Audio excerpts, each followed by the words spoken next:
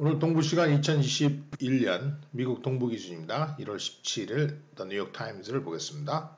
항상 더를 붙입니다. 유일하다고 생각하기 때문에 그냥 NYT라고 하는 것보다 더를 붙여주는 것이 예의라고 생각을 하고요. 자, 오늘 첫 번째 소식은요. A Year of Coronavirus Devastation. Devastation 하면 이제 파괴죠. 파괴.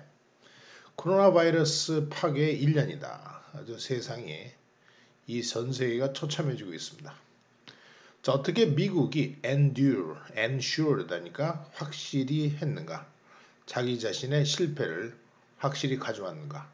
미국은 그동안 해왔던 1년 동안을 보면은 이렇게 fail할 수밖에 없다는 글인데요. 요거 보시면 트럼프 행정부는 주로 delegate 하면은 권력 같은 걸 나누어 준다. 주로 하부한테 주다는 거죠. 책임을 넘겨줬습니다. 무슨 책임이냐면은 바이러스를 컨트롤링하고 경제를 리오프닝 재개하는 책임을 주지사들한테 넘겨줬다. 이것이 가장 큰 실수라고 얘기하고 있습니다. 그래서 미국의 리스폰스를 fracturing 파열시키게 되었다는 것입니다.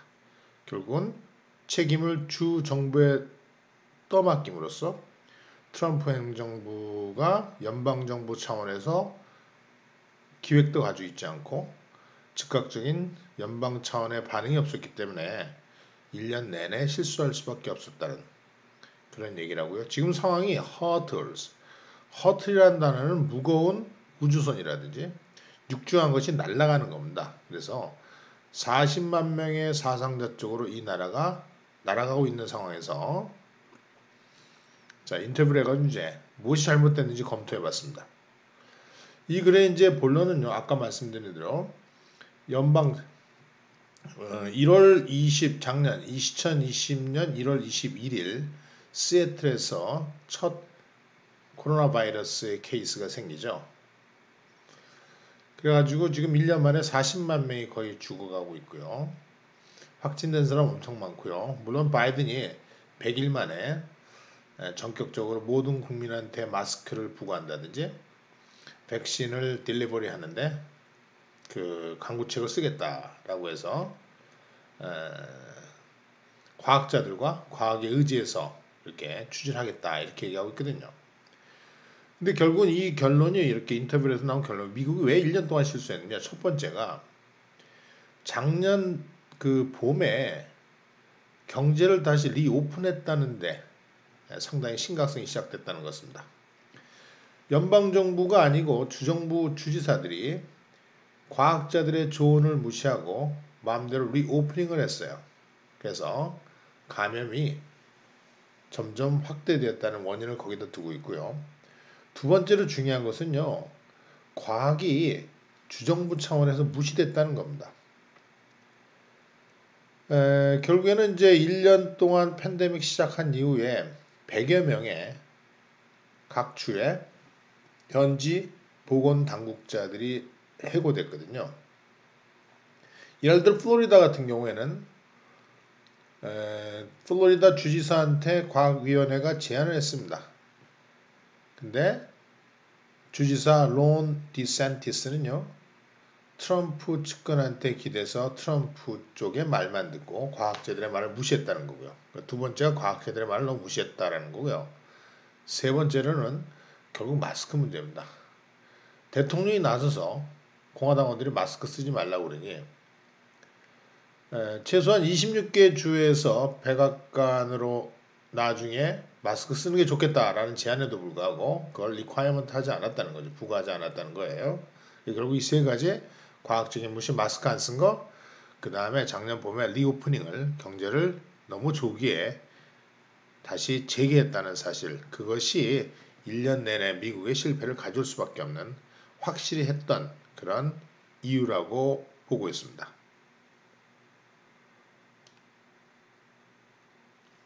자, 그 다음에 보시면은 요것이 보시면요. 이게 참 심각한 얘기인데요.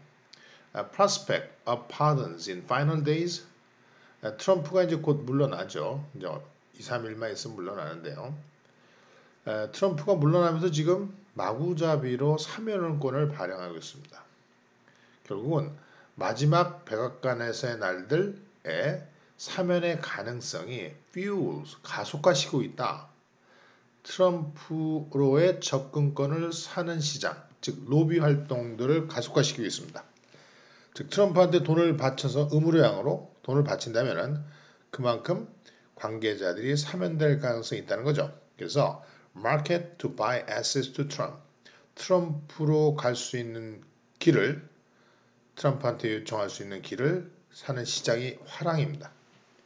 변호사들이 가운데 껴가지고 트럼프가 사면권을 발휘하도록 자꾸 로비 활동을 벌인다는 건데요. 자, 여기 보시면 트럼프 에어라인스, 트럼프 동료들은 have collected tens of thousands dollars, 수십만 달러를요, 수만 달러의 돈을 모았습니다.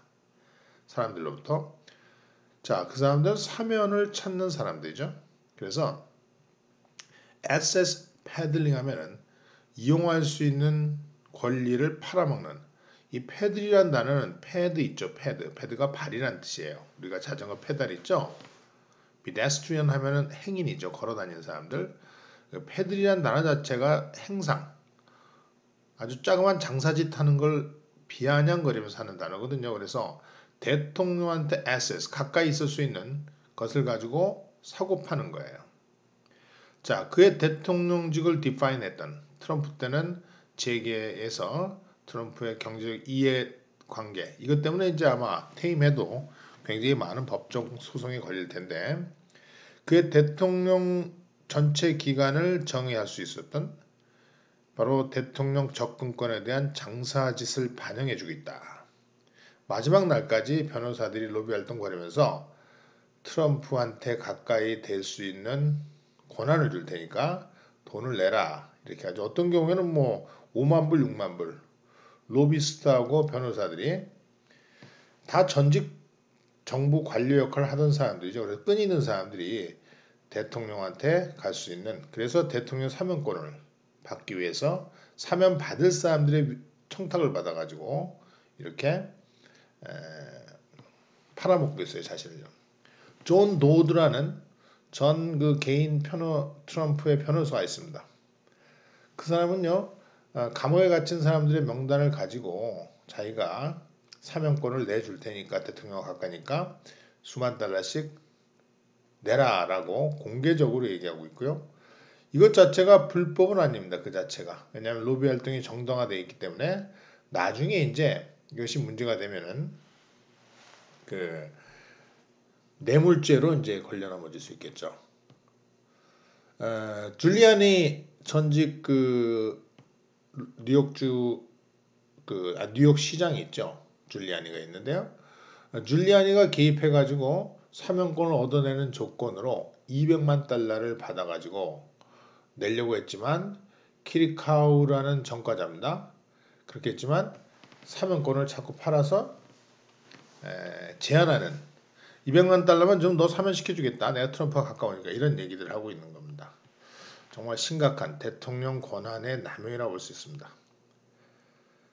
아마 트럼프는 자기 새끼들, 자기 사위이자 고문인 제렛 쿠셔너하고 줄리아니 이런 친구들의 어떤 preemptive pardons에서 선제 사면권을 낼지도 모릅니다. 자, 돈으로 대통령직을 유지했던 트럼프의 나쁜 면이고요. 그 다음에 마틴 루터 킹이 태어난 지가 1월 15일이죠. 그래서 마틴 루터 킹 주니어를 만들었던 젊은이의 움직임 해가지고요. 이 칼럼 보시면은 Americans should look to the country's legacy of young leaders. 젊은 지도자들의 유산을 봐야 된다. Forward thinking wisdom. 앞날을 바라보는 지혜를 가진 그들의 지도자들. 자, 마틴 루터 킹이 March on the Washington인가요? 그래서 워싱턴 100만 명의 어떤 행진할 때가 34살이었습니다. 34살 상당히 젊을 때죠.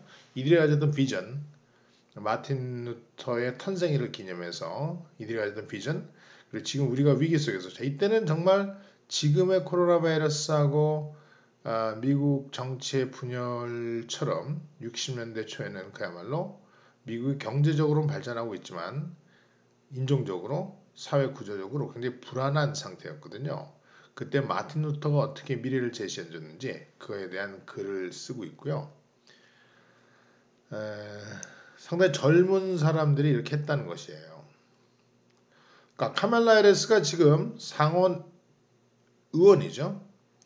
그래서 캘리포니아 주를 대표했던 상원 의원인데요.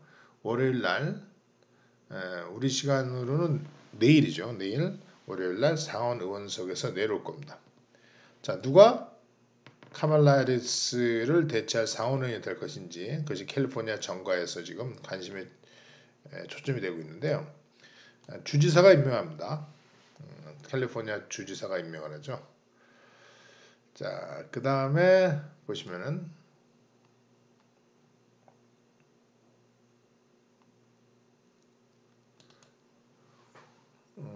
요거 보시면 after capitals become fortresses, 즉 각 주의 의사당에 또는 그 주청사 이런데 지금 요새가 되고 있죠. 군인들로 방위군들이 배치돼서 기지를 활용시키고 있습니다. 왜냐하면 취임식에 즈음 해가지고 극우파들의 총기 난동이 있을 거다라는 정보 때문에 이렇게 요새가 되자 far right protesters, 극우 시위자들이 노쇼 대부분 나타나지 않고 있습니다. 자, 이들도 겁을 내고 있는 겁니다. 의사당을 우연하게 이렇게 진입함으로써 또는 기획적으로 진입함으로써 그 사건에 대한 충격이 미국의 정치권 반응이 아주 세차입니다. 그렇기 때문에 잘못 나갔다간 작살나겠다. 실제로 다 체포를 하고 있습니다.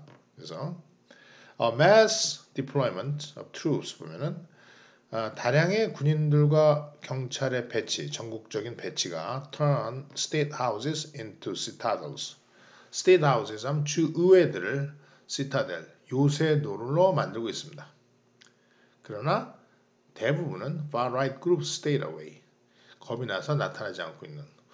우리도 지금 태극기 집회하는 분들이 어디 있는지 물론 같다고 볼 수는 없지만 19개 주가 주 방위군을 내셔널 가드 트룹을 캐피털에다 배치했죠. 자, 지금 대부분의 economies, 경제 체제들, 이렇게 economy라는 추상적인 명사가 복수가 되면은 구체적인 보통 명사가 돼가지고 대부분의 경제 체제들, 경제 국가들 이렇게 됩니다. 주요 경제 국가들이 shrinking, 줄고 있는데 중국은 아니다. 베이징에도 발표했는데 뭐 베이징은 워낙 거짓말을 많이 하기 때문에 2.3% 늘었다고 그러는데 믿을 수 있을지 모르겠습니다.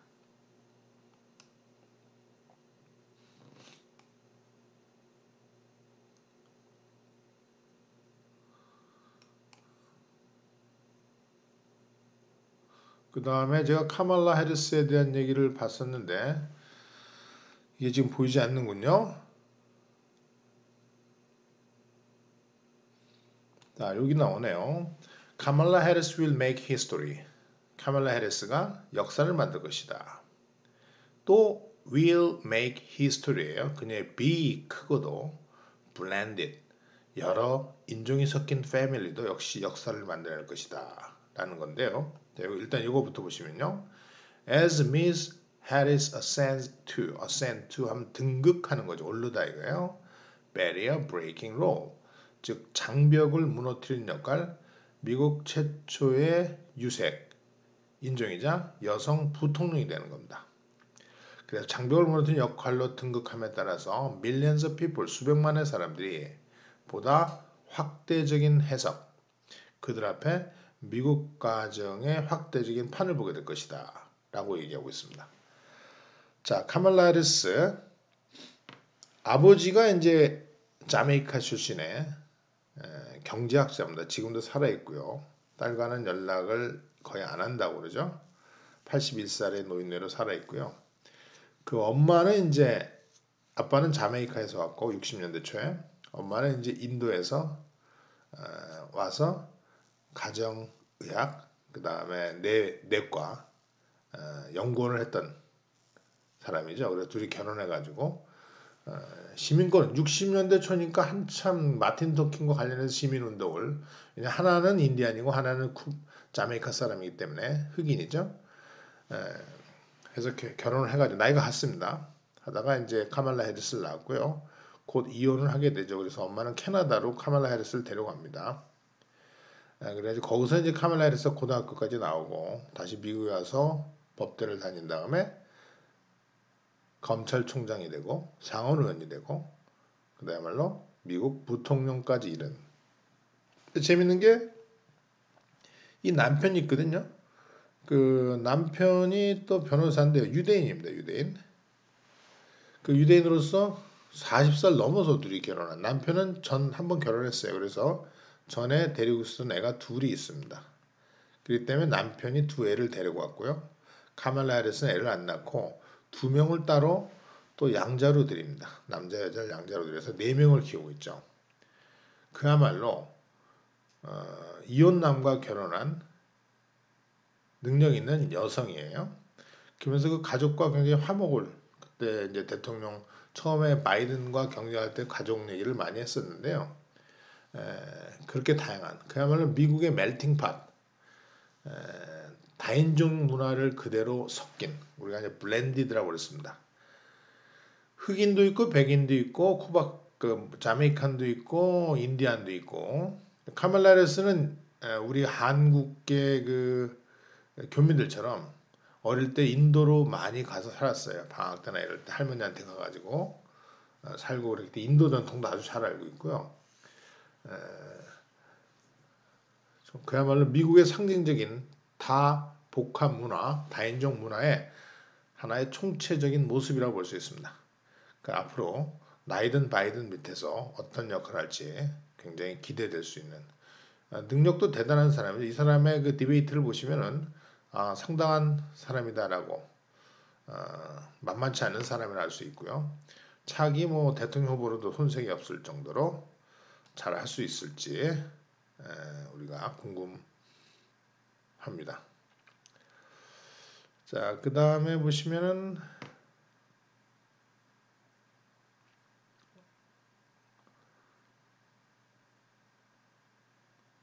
이 정도 하면 될 것 같아요. 뭐 여러 개도 많이 있지만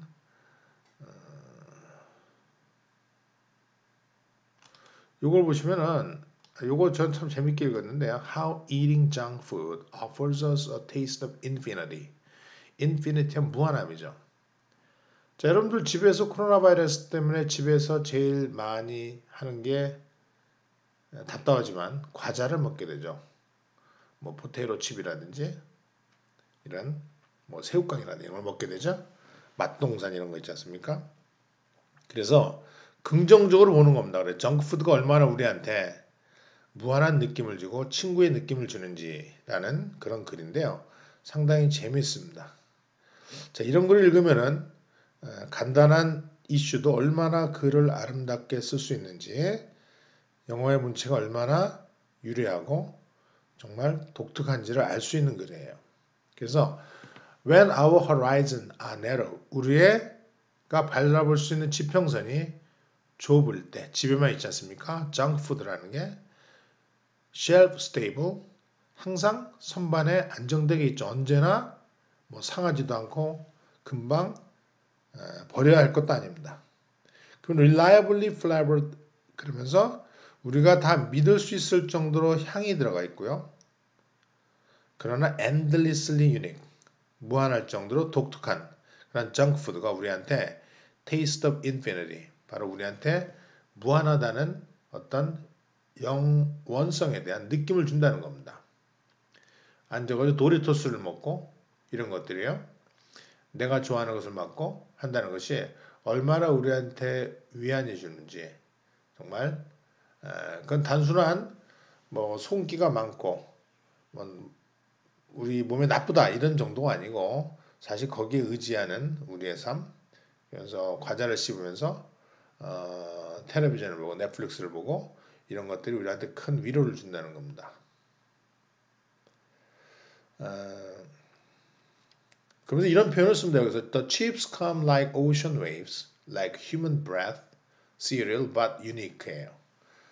이 칩이 말이죠. come like ocean wave. 바다의 파도처럼 계속 와서요. 칩 과자가 마치 우리 인간의 숨결처럼 계속 우리한테 다가와서 연속적으로 오면서도 매번마다 유니크한 맛을 준다는 것이죠.